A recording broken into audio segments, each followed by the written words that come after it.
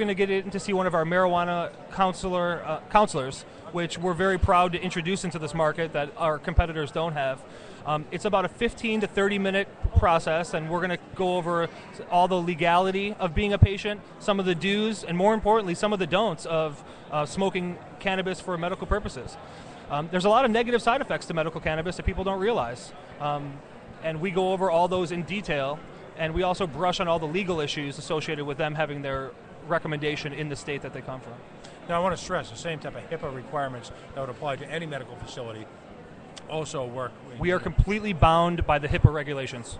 So, potential employers, things like that, the folks have the same kind of level of care and privacy that they would have at their normal doctors. Under federal law. Right. Yes. Okay. Yep. Is there people's attitudes when they walk in for the first time, particularly if, let's just be blunt, let's just say if they're a middle-aged guy who was brought up to be afraid of cannabis, it was something that the quote-unquote druggies did, they've got that all wrapped up, and at the same time, they see themselves becoming more and more addicted to opioids or more dependent on opioids. And how do your counselors, how do they bridge that kind of fear, particularly with older potential There is a lot of anxiety associated with medical cannabis, and especially when people first walk into our office. A lot of anxiety, a lot of trepidation. Do you only jump in? Do you get the person who looks like they're going to walk in one day and then hightails it out, and second time and maybe the third time they're coming in? We try to make their environment as relaxed as possible so they don't run scared as soon as they open our door. We greet them with open arms, and they are patients, and we have a staff of medical professionals that are really looking out for their best interest. So we try to embrace them and take that anxiety and fear off of them the minute they walk in our door.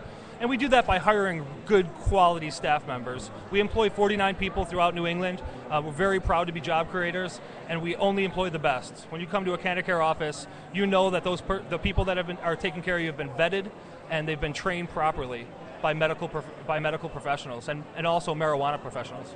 Interesting. What's a typical staff composite look like?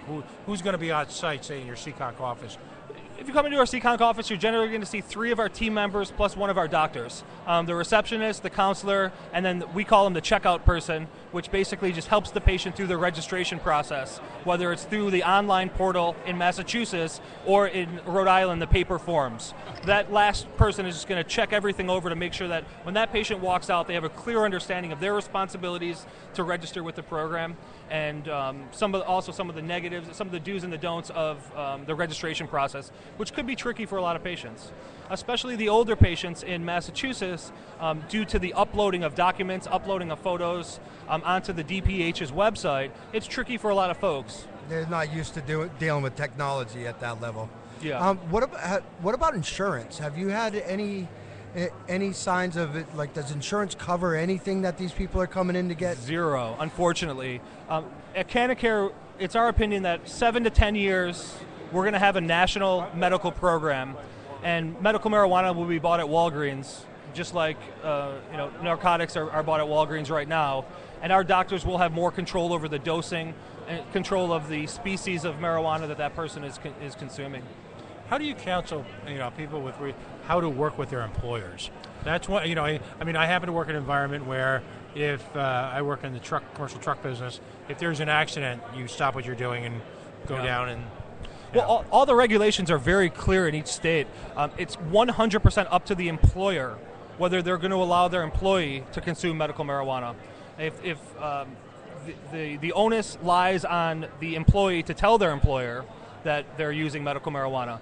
We advise everybody who comes in our office, if they're in some sort of law enforcement or if they're a truck driver or a CDL holder, that they go through the proper channels and they make sure that their employers know the medicine that they're choosing. But if I'm an employer, I'd be much happier with an employee who came to me honestly, with integrity and an open heart, and say that I choose to use medical marijuana over opiates. I can drive your truck legally under opiates, but I can't drive it legally under marijuana.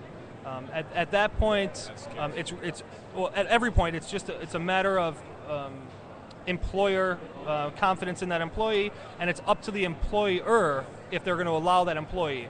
The employee has no rights under the state, unfortunately, to keep their job if they choose to for medical marijuana in lieu of some of the narcotics, if their employer won't allow it.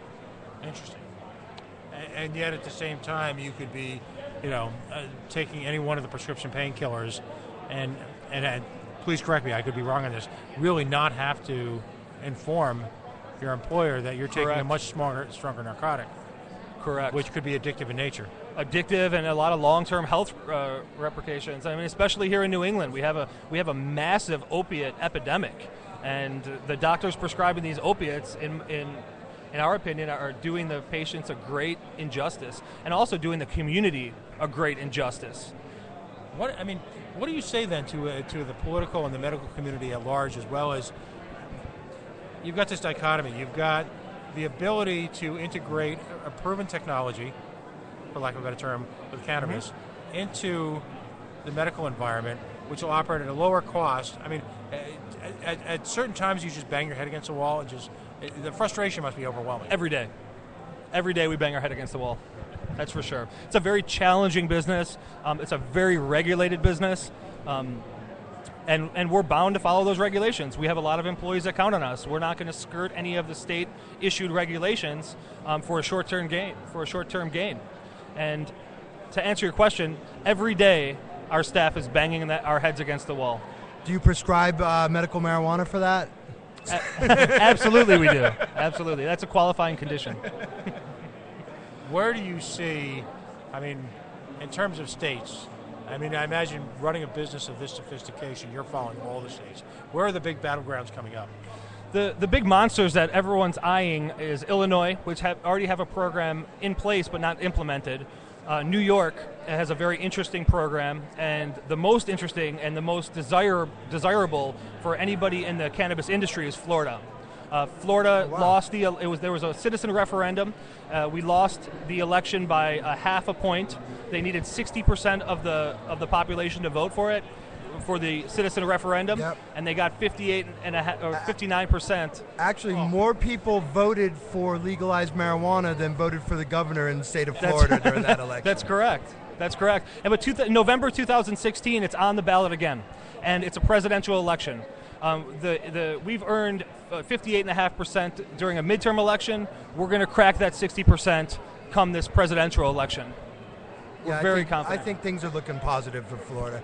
And actually, I'm friends with Todd McCormick out in California, and he's saying that his belief is that once Florida makes that transition, he thinks the rest is going to follow suit. It tends to follow that way. I agree, especially for that southeastern part of our country. Georgia just passed a medical marijuana law that was mind-blowing. And they have decrim down there already. They sure do. Now, the FDA, what role, if any, at this point, do they play in analyzing any of the variety of products that we have, even on sale today? 0. 0.0. 0.0, exactly. Yep. Although they are dipping their toes into it. There's a company out there that's a publicly traded company. It's very popular. They're featured on the CNN Weed special with Sanjay Gupta recently, GW Pharmaceuticals. And GW Pharmaceuticals is a European company that's very dialed in with the CBD industry, and they are trying to formulate synthetic CBD stateside. So they're going through the FDA trials as we speak. So the FDA is now being forced, because of GW Pharma, to dip their toes into the medical marijuana world. And it's inevitable. It's inevitable. Well, what our doctors want to see is an FDA-regulated program. Yeah. It strikes me that you've got these two huge areas in American medicine, one of them being obviously non-prescriptive, but supplements, vitamins, things like that. Nutraceuticals. And in your industry, and they seem to they seem to just want to turn a blind eye to it. Mm-hmm. Yet these are two of the biggest economic, philosophical, and medical challenges that we face in the 21st century. I think they're turning a blind eye to it in public, but I think in private, the FDA and Big Pharma, they're into it. I'm very convinced that Big Pharma will jump into this the first chance that they get. And that's what I think that too. I think that's actually been the reason for a lot of the holdup, because Big Pharma is going to be one of the first people to really profit off of it. They already have patents for it, and it's just, I think they're just waiting for whatever political aspect they need to where they can kind of dictate how the medicine's going to be distributed. And, I hate to play conspiracy theorist, but I really think that plays a lot into what we're looking at right now. Well, to me, what's interesting too is that you have companies like CVS, which are clearly branching into direct patient contact now for the first time with their minute clinics and organizations like that. Do you ever fear an organization like that just trying to jump in wholesale, or do you see ultimately yourself, and I'm talking business level now, as a buyout target for a company like a CVS who wants to be an overnight player in that footprint? That's a very interesting question. We don't consider ourselves as a buyout target. We consider ourselves as a rapid growth company, and we're looking forward to going to all the states that I mentioned previously and helping patients get their recommendations. Interesting. All right. Well, Kevin, I appreciate you hanging out with us, and definitely would love to have you do something with us in the magazine. Absolutely. We'll be in touch in the future. Thank you for having us. Thank you for having everybody at KenneCare Docs. Thanks, guys. So before we wrap things up today, I'd be remiss if I didn't find out about the big 13 Folds hemp party. And, well, if you can believe it, that wraps up close to 3 hours of live broadcasting, gavel-to-gavel coverage. I lost the 13 Folds guy. They're heading out here. And if you can believe it, 3 hours of broadcasting yesterday, 3 hours of broadcasting today, bringing it to you live, peppering it with local music right here on Rhode Island Free Radio, online at rifreeradio.org.